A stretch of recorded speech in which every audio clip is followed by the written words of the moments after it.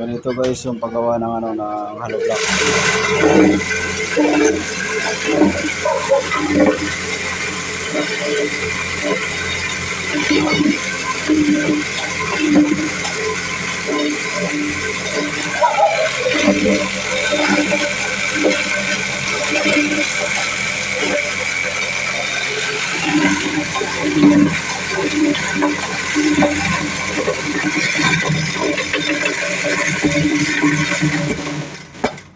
Yan lang kasimple.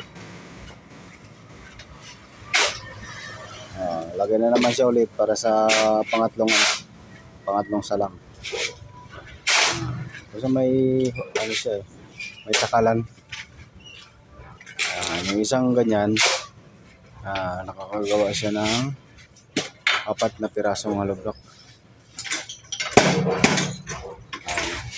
Ayan. Ayan na siya. Galing no ha?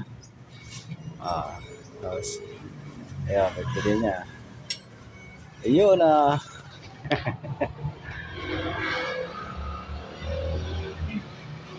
Diba? Ayun.